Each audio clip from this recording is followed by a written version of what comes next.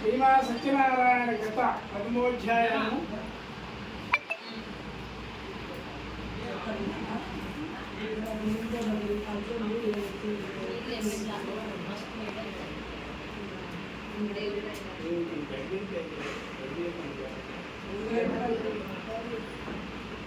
సత్యనారాయణ కథ. పూర్వం ఒకప్పుడు శౌనకాది మహామునుడు నైమికారణ్యంలో కూర్చొని ఉన్నారు. సూత మహాముని ఋషికు ఏ వ్రతం చేసినా ఏ తపస్సు చేసినా కోరిన కోరికలు సిద్ధించినటువంటి వారిని ఎదుర్కొమని ఆ మహామునుడు త్వరగా అందరకు సూత మహాముని ఓములారా, పూర్వం ఒకప్పుడు వారు నారదుడు ఈ మహావిష్ణులోకము ఇదే విధంగా కోరగా శ్రీహరి ఆనందించిన వివరం మీకు ఎరుగుతుందని ఇప్పుడు చెప్తున్నాడు. పూర్వం ఒకప్పుడు నారద మహాముని సకల లోకములు తిరుగుతూ భూలోకమును వచ్చిన మార్గమున వచ్చిన వారై నారద మహాముని భూలోకమున మానవులు పడుతున్న కష్టమును చూసి వీరికి కష్టము ఎక్కడ చెల్లగలుగును అని ఆలోచిస్తూ విష్ణులోకము తిరిగిన వారై కదా నారద మహాముని విష్ణులోకంలో చతుర్భుజుడు తెలుగుని శరీర ఛాయ గలవాడు, శంఖ చక్రములు గల పద్మములు మొదలగు అలంకారము గలవాడు ఆ శ్రీహరిని చూసి ప్రార్థించగలట. ఆ నారదుడు మనసుతో ఊహించలే కాదు, వాక్కుతో వివరించిన చెప్పుటకు కూడా శక్యంగా చూడగల అతని రూపం అతీతమైన రూపం గలవాడు. ఆది మధ్యానంతరైన నిరుద్ధుడైనటువంటి గుణాత్ముడైనటువంటి ఆది పురుషుడైనటువంటి భక్తులకు బాధలు తొలగించినట్టు శ్రీమన్నారాయణ నీకు మొక్కగా అని భక్తితో ముట్టుకున్నాడు, నమస్కరిస్తున్నాడు. ఓ నారదా మహాముని, నీవు వచ్చిన కారణం మేము నీ కోరిక సిద్ధించును చేస్తున్నాము అని ఆ నారదుడు అంటున్నాడు. నారదుడు శ్రీ మహావిష్ణువు జగత్ రక్షక, భూలోకమున మానవులు అనేక విధములుగా నానా దేవుళ్ళు పుడుతున్నారు, పెరుగుతున్నారు, వారు కష్టములు అనుభవించుతున్నారు. వారికి ఈ కష్టములు ఎంత తెల్లగలను అందుకే ఏమైనా ఉపాయం మీద ఇరుము అని అనుగ్రహించు అని చెప్తున్నారు. ప్రార్థించి వేడుకుంటున్నారు. అప్పుడు అందులో శ్రీహరి చెప్పగలుగుతున్నారు. నారద మహాముని, నీవు లోక హితార్థమైనట్టు చక్కని విషయం అడిగినది. అందులో ఒక వ్రతము గలదు, అది సత్యనారాయణ వ్రతము. ఆ వ్రతము భక్తి శ్రద్ధలతో ఆచరించిన వారు ఇహలోకమున సకలౌషధ్యములు పొంది పరమున మోక్షం పొందుదని చెప్తున్నాడు. ఇది విని నారదు నీకు అడుగుతున్నాడు, దామోదర, ఆ వ్రతం ఆచరించడం వలన ఏమి పనిచేయలేదు, ఆ వ్రతం ఎట్లా ఆచరించవలేదు, దానిని ఇదివరలో ఎవరు ఆచరించి విస్తృతంగా ఎదిగించుకొని కోరుతున్నాడు. అందుకు ఆ శ్రీహరి చెప్పడు, సత్యనారాయణ వ్రతంపు సకల దుఃఖమును నివారణ చేయను, సకల ఔషర్యములు కలగజేయను, సంతానం లేని వారికి సంతానం కలగజేయను, సర్వత్రా జయప్రదంగా నుండును. ఈ వ్రతం వైశాఖ మాసమందు కానీ మాఘమాసమందు కానీ కార్తీక మాసమందు కానీ ఒక శుభదినం నందు కానీ ఆచరించుకోవలను. కష్టం ఎప్పుడు సంభవించినప్పుడు, దరిద్రంలో బాధపడుతున్నప్పుడు ఈ వ్రతం చేయట మంచిదని, ఏదైనా వివాదం కలిగినప్పుడు కూడా ఈ వ్రతం ఆచరించుకోవచ్చునని చెప్పి తప్పక జయం కలుగుగాక అని చెప్పి ఈ విధంగా నారద మహాముని వ్రతమును శక్తి గలవారు ప్రతి నెల ఆచరించుకోవచ్చు, లేదా సంవత్సరానికి ఒకసారైనా చేయవచ్చునని ఎవరి సంఖ్యానుసారం వారు చేయవచ్చునని చెప్తున్నారు. అందుతో సత్యనారాయణ వ్రతము పౌర్ణం తిథి కానీ, ఏకాదశి రవి సంగమం దినమందు కానీ, సూర్యోదయంకు పూర్వమే నిద్రలేచి కాలకృత్యము నెరవేర్చుకొని స్నానం సంధ్యానుష్ఠములు యథాప్రకారంగా నిర్వహించుకొని విపులమైన నిశ్చల భక్తితో దేవాది దేవ సత్యనారాయణ ప్రభు నీ అనుగ్రహం కందులకై భక్తి శ్రద్ధలతో ఈ వ్రతం ఆచరిస్తున్నాము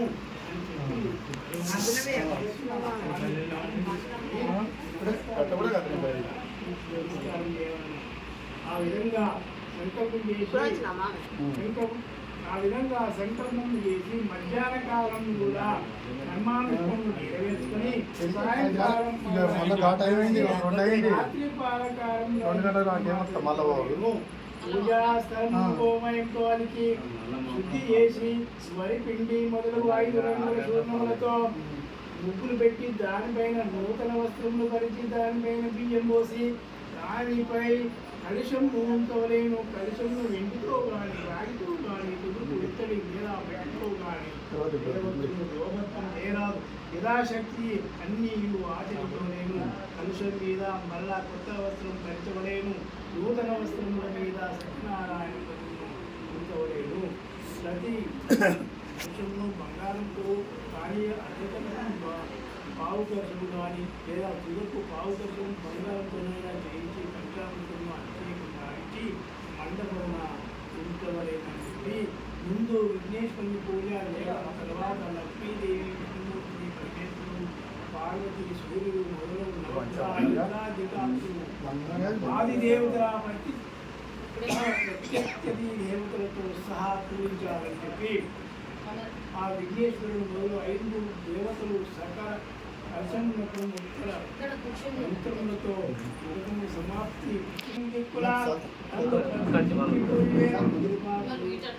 సత్యనారాయణ స్వామి కలశం మీద పూజ చేయవలను. 4 వర్ణముల వారు స్త్రీలు పురుషులు కూడా ఈ వ్రతము ఆచరించవలేను. బ్రాహ్మణులు కాని వారు పౌరికంగానే వ్రతమాచరించవలేను. ఏ దినమైనా సాయంకాలం ఈ వ్రతమాచరించవలని చెప్పి ఈ వ్రతము చేయవారు బ్రాహ్మణులు బంధువులు తీసుకొని వచ్చి చేయవలేను. వచ్చి చేయవలను. అరటి పండ్లు ఆవులు ఈ ఆవు పాలు గోధుమలు కాది లేనితో బియ్యము చక్కెర లేనితో బెల్లము ఇవి అన్నీ సమభాగముగా షేరుంబావు చొప్పున చేర్చి ప్రసాదం తయారు చేసి స్వామికి నివేదన చేయాలని చెప్పి ఆ విధంగా బ్రాహ్మణులకు యథాశక్తి దక్షిణనిచ్చి కథాశ్రద్ధగా విని పనుల మిత్రాలతో బ్రాహ్మణులతో కలిసి బోధించేయడం సత్యనారాయణ స్వామికి ప్రీతిగా నృత్య గీతాలను చెప్పించడం కలలు నందును ఇష్టకామిత్తం సార్థములైనటువంటి బయటకు కంతాత్ములు పడయుటకు మిక్కిలి సులభమైన మార్గం అని చెప్పి శ్రీనివాస సత్యనారాయణ స్వామికి జయ శ్రీనివాస సత్యనారాయణ స్వామికి రథమోధ్యాయాన్ని ముగిసెను.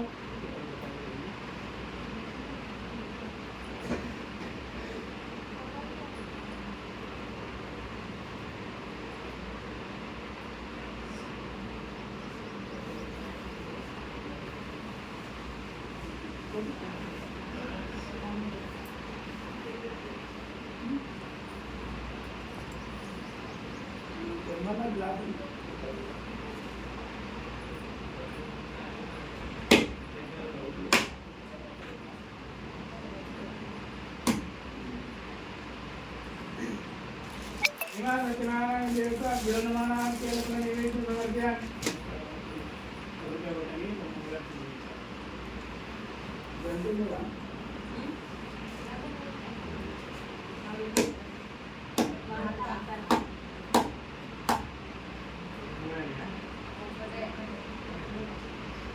సత్యనారాయణ దేవత గిరణమానానికి సమర్ప్యామి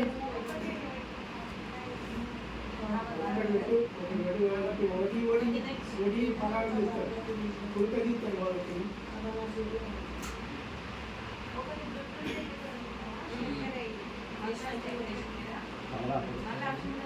ఒకటే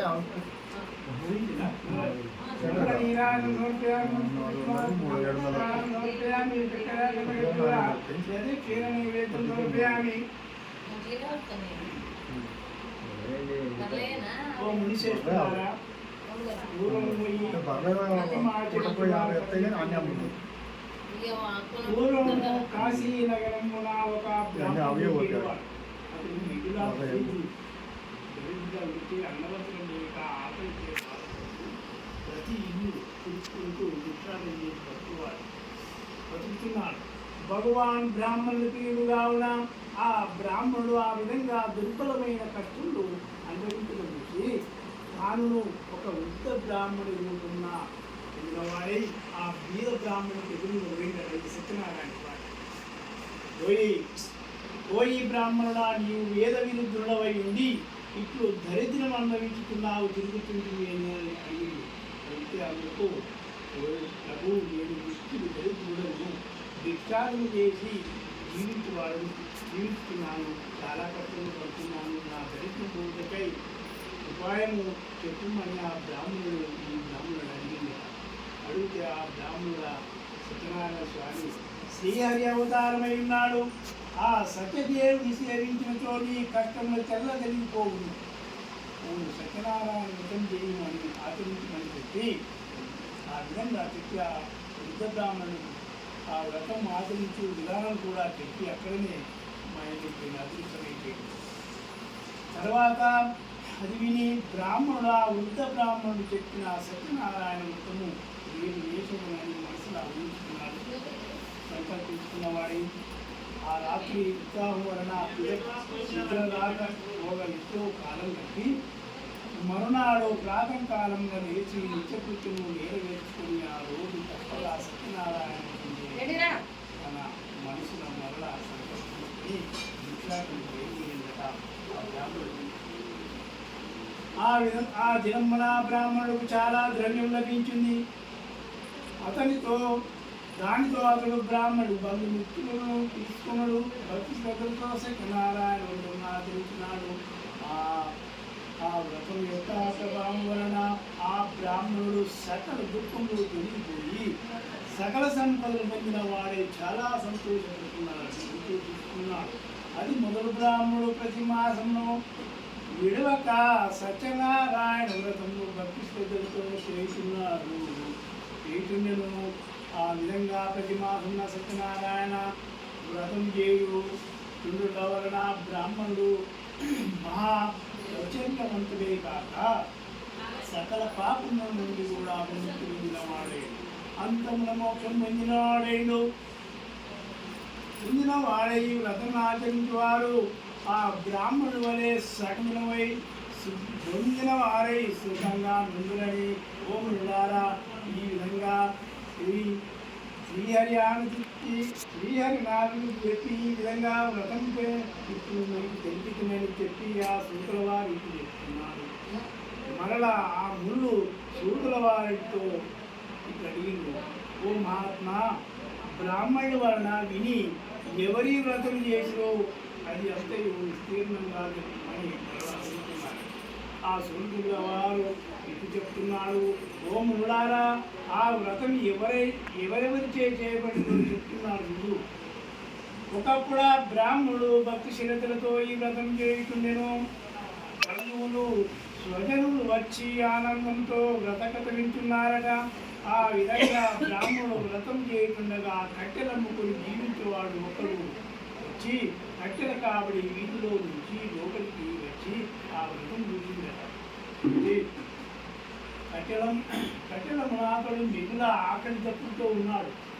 ఉండి బ్రాహ్మణుడు చేస్తున్నది అంతే చూసి, ఓ మహాత్మా, మీరు చేస్తున్న ఆ వ్రతం లేని ఈ వ్రతం చేసిన ఏమి ఫలితం వచ్చును, రైతు విషయం అంతే విస్తీర్ణంగా జరుగుమని తెలుపుదని ప్రార్థించారు. పోయి సత్యనారాయణ వ్రతము, ఈ వ్రతము ఆచరించిన సకల కోరికలు సిద్ధించును, సకల ఐశ్వర్యములు కలుగుగా చెప్పి ఆ బ్రాహ్మణుడు ఈ విధంగా చెప్పగా కట్టెలము వాడు మిగిలిన సంతోషించి దాన్ని తీసుకొని ప్రసాదమై ప్రహారం తీసుకొని పొయ్యికి భోజనం చేసిన పిమ్మట ఇంటికి వెళ్ళిపోయి కట్టెలమ్మునాథుడు సత్యనారాయణ వ్రతం చేయకుండగా నిశ్చయించుకున్న సత్యనారాయణ వ్రతము చేయడం నిశ్చయించుకున్నాడు. మరునాడు పుల్లల కావడి భుజంపై పెట్టుకొని ఆ దినము పుల్లలు అమ్మిన ధనం తెచ్చి సత్యనారాయణ అవుతుంది అని సంకల్పించుకొని పట్టణంలోకి మళ్ళా బయలుదేరిందట. కట్టెలము ఆగడు ఆ దినమున ధనవంతులున్న వీధికి పోయిండు. పోయి అమ్మగా కట్టెలు కావడి పూర్వం దినము కంటే రెట్టింపు ధనం వచ్చింది. అందుకు అతను సంతోషించి అరటి పళ్ళు, చక్కెర, నెయ్యి, పాలు, గోధుమ ముక్క మొదలైనవి తీసుకొని ఇంటికి చేరుకున్నాడట. తర్వాత అతడు తన బంధుమిత్రాలతోడను ఆహ్వానించి యథావిధిగా సత్యనారాయణ వ్రతం ఆచరించినాడు. ఆ వ్రత ప్రభావం వలన అతడు ధనము, పుత్రులను, పుత్రికలను సంతోషం పొంది జీవితకాలం అంటే సకల దుఃఖములను సకల సుఖములను అనుభవించి అంతమును సొంతం పొందిన వాడే స్వామి ఆ కటలం వాడు. నిమా సత్యనారాయణ స్వామికి జయ. అక్షతాముష్టాన్ని సమర్పయామి, ధూపమాగ్రయామి, దీపం దర్శయామి, దీపాంతరశుద్ధాన్ని సమర్పయామి.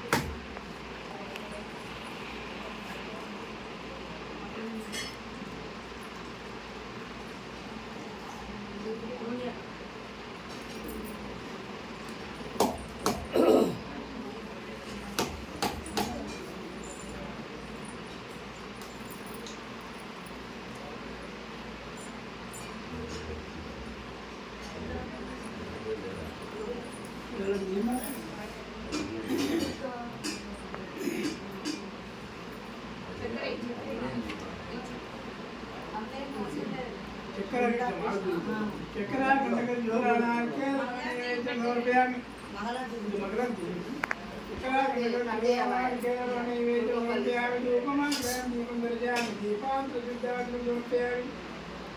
ద్వితీయోధ్యాయామి.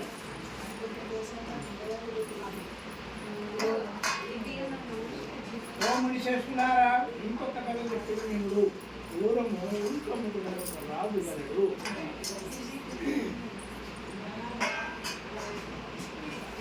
అతడు ఇంద్రియము జయించి వాడు సత్యవంతుడు. అతడు ప్రతిదినం దేవాలయం పోవచ్చు. బ్రాహ్మణుడు విశేషధనం ఇచ్చి సంతోషపెట్టువాడు.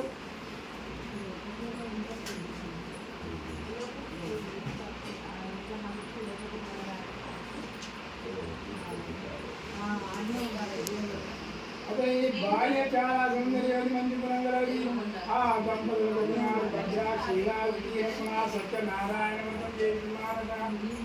ఆ రాజు వేస్తుండగా సాధువులు ఒక వైశ్యుడు అనంతమైన ధనంతో వచ్చి అనంతమైన ధనంతో ఒక పడవను నింపుకొని వ్యాపారం పోతున్నాడట.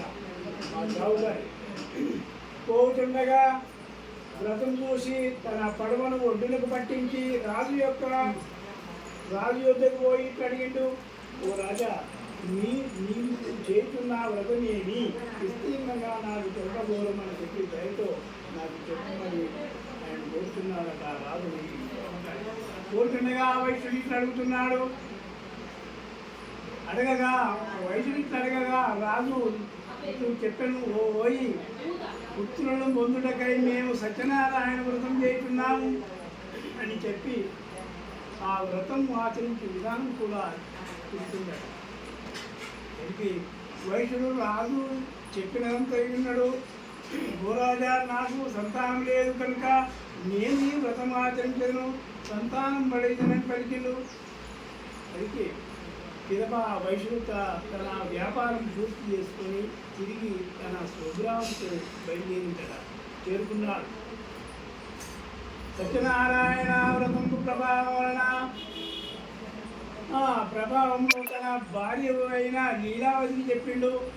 ఆమె వింటుండగా నాకు సంతానం కలిగినచో ఈ వ్రతం తప్పక ఆచరించదనని ప్రతిజ్ఞ చేసిందని ఆ భార్య చెప్తున్నాడు. ఈ సావుకారు ఒక దినమున ఆ లీలావతి ధర్మపారాయణ అయిన భక్తితో సుభించి గర్భవతి అయి 10వ మాసమున ఒక కుమార్తె నిండిందట. షావుకాయి ఆ వైశ్య దంపతులకు తమ కుమార్తెకు కళావతి అని పేరు పెట్టింది. అల్లా ముద్దుగా అవి పెంచుచుండని ఆ కళావతి శుక్లపక్ష చంద్రుని వలె దినదినము ఇట్లా వర్తమానమవుతున్నారు. ఆ విధంగా కూడా కళావతి వెళ్తున్నారట. అప్పుడు లీలావతి భర్తను చూసి నాగా మనకు సంతానం కలిగినట్టు సత్యనారాయణ వ్రతం చేసింది ప్రతినిధిస్తుంది కదా అని, మనకు సంతానం కలిగింది కనుక వ్రతం చేయాలని అడిగిందట. అడిగితే అందులకు అతడు అమ్మాయికి సమాధానం చెప్తుంది, వివాహంలో వ్రతమాచరించడము, అప్పటి వరకు ఆమె సమాధానం చెప్పి వ్యాపారానికి మళ్ళా అతను బయలుదేరిపోయినట్టు అవుతాయి. తర్వాత కొంతకాలమునకు కళావతికి యుక్త వయసు వచ్చింది. వచ్చిన చూసి ఒక దూతను పిలిచి నీవు పోయి అమ్మాయికి తగిన వరిని వెతికి తీసుకురమ్మని ఒక దూతను పంపించిందట అవుతాయి. పంపెను.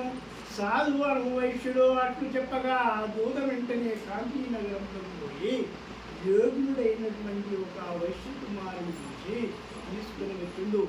అతడు అన్ని విధంగా తన కుమార్తెకు కలిగిన వాడుగా చూసి సాధు వైశ్య కుమారునికి తన కుమార్తె అయిన కళావతి ఇచ్చి మహావైభవంగా పెళ్లి చేసిన వాడైనా చేసిన వాడైనా ఆ సమయంలో ఆనందంలో నుండి ఆ వైశ్యుడు